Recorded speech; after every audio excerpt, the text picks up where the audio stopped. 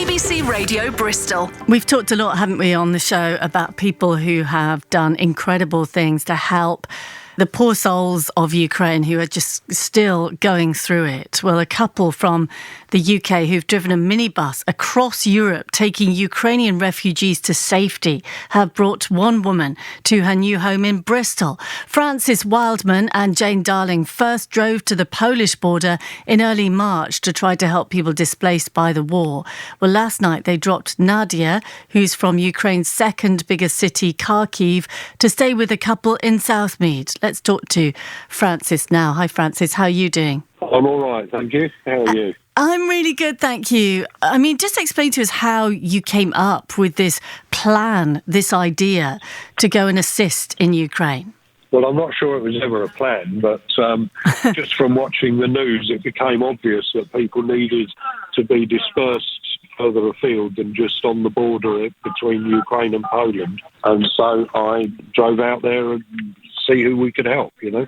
What was your experience like? I mean, what were you finding there as you went around?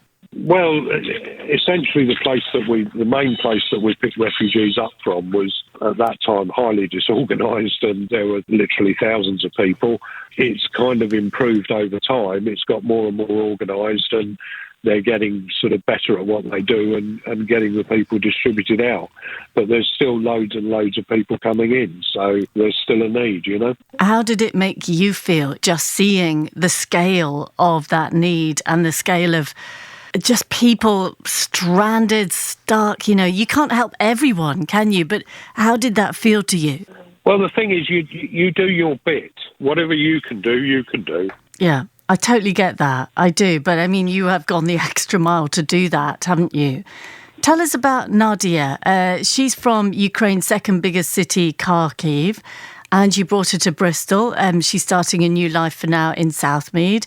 Can you tell us a bit more about her? Well, my main memory of her is we asked early on if it was all right to take photographs and videos of people, because we sort of use that online on our GoFundMe page, which is called Because We Can. And they said, yeah, that's fine. And then every time we stopped for a sort of coffee break or a food break or whatever it was, she was always happy and smiling and saying click, click, click, click to tell us to take photographs, because she wanted us to keep taking photographs of her and of everyone. What were her feelings about coming to the UK and having this temporary home here in Bristol? Well, she was delighted, but to a great extent, I can't go into too much depth. No, I understand that. I don't mean in a confidentiality way. I mean, because she's Ukrainian, I think she speaks Ukrainian, it may be Russian, but either way, we end up usually on a trip with one or two who are reasonably good English speakers.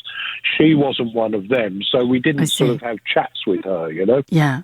It's so strange what is happening there, because like you say, you know, she might have spoken Russian. I mean, we're in a crazy world where somehow, because of what has happened from Russia, they have decided to separate off, you know, Ukraine from Russia. And yet, of course, there are an awful lot of Russian people in Ukraine. There are an awful lot of Ukrainian people in Russia.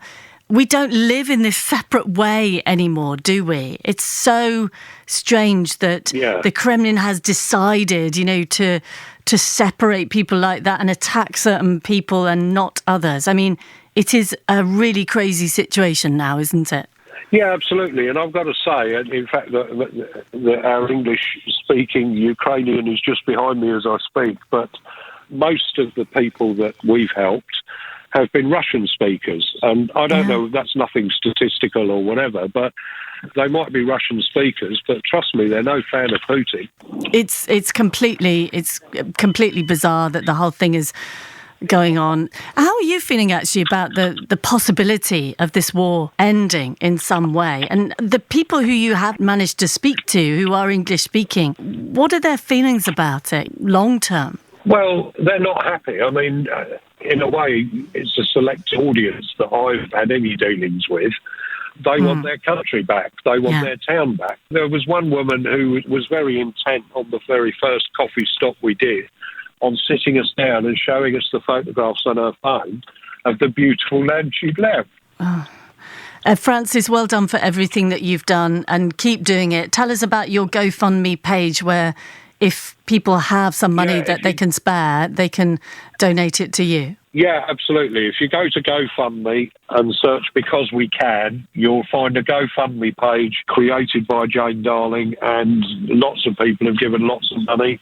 We need that to still keep happening to be able to keep doing what we're doing. Because We Can is your GoFundMe page. Because we can, yeah. Francis, thank you so much for talking to me. I know you are incredibly busy and you have somebody in the van now and you've just dropped off. I mean, it's a really crazy time for you. We really appreciate you coming on. Thank you so much. That's all right. Thank you very much. Cheers. Bye-bye. Francis Wildman there.